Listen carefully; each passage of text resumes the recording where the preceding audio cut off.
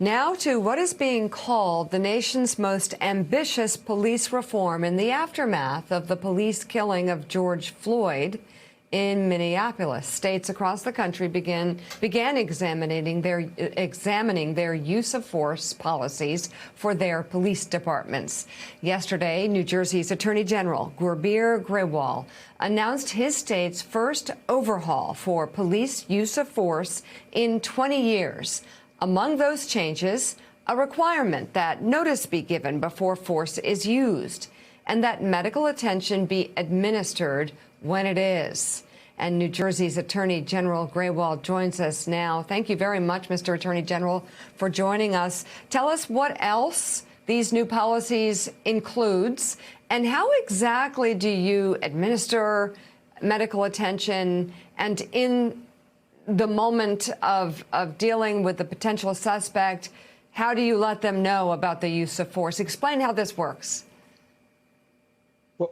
Well, thank you for having me. It is really a paradigm shift for how we interact with citizens here in New Jersey, and that's the goal.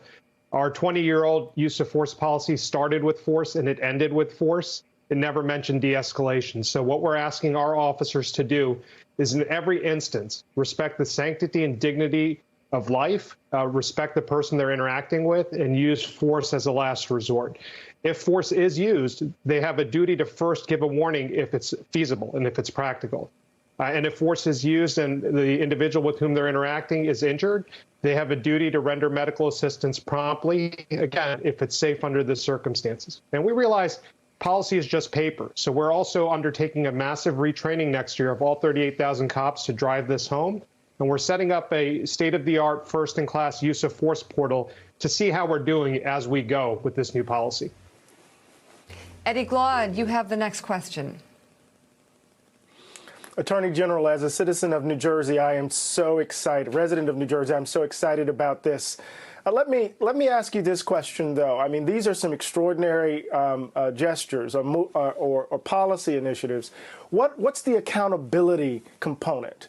What happens when folks fail to live up to the policy? I mean, we're hearing what the policy contains, but what are its mechanisms to ensure that police officers abide by these new policy initiatives?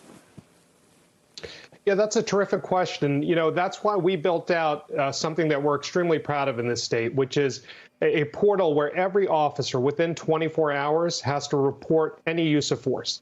And that portal is online, it's state of the art, and it requires, and our new policy requires, that every police executive monitor and review every use of force. Our county prosecutors have visibility into it, and my office does as well. So that real-time accountability will give us a better understanding of how we're using force, and if trends are going in the wrong direction, we could intercede early. And this is something, you know, I know the introduction said it was done in the wake of the killing of George Floyd in Minneapolis. We started this hard work 3 years ago because we realized that we do our work in this criminal justice system against a backdrop and a history of injustice. And unlike the federal administration and the federal attorney general, we believe that systemic racism and injustices are real. And so we've been building this out for years, and we announced it yesterday. Mr. Attorney General, it's Willie Geist, another New Jersey guy here. Good to see you this morning. Transparency, accountability, all great steps. I'm looking through this, and I know one place where you'll probably hear from the police groups is crisis intervention. So if they encounter someone they believe to be in the middle of a mental health crisis, that they should seek a crisis intervention expert. As you know, these encounters happen quickly many times. They don't have time to do something like that. So what does that look like to you as you game it out? How will a police officer sort of identify the person as in the middle of a mental health crisis and then call in someone else? You know, one of the things that we're emphasizing in this new policy is time as a tactic. And we're saying that, you know, in the past where you've been taught not to retreat, that repositioning is not retreating, that you can create space and you can create time for those professionals to come in and to have those crisis intervention teams in place. We've seen these policies work in jurisdictions like Camden, where they've been able to de-escalate situations with those in mental health crises. and safely resolve them. And I think that's proof of concept for what we're trying to do. We're very far afield sometimes in law enforcement. We're left to deal with mental health crises, substance abuse, all manner of problems. And so by funding these new programs, these new trainings, we're going to give our officers more tools to do their job safely and resolve interactions with the public in a more safe manner as well.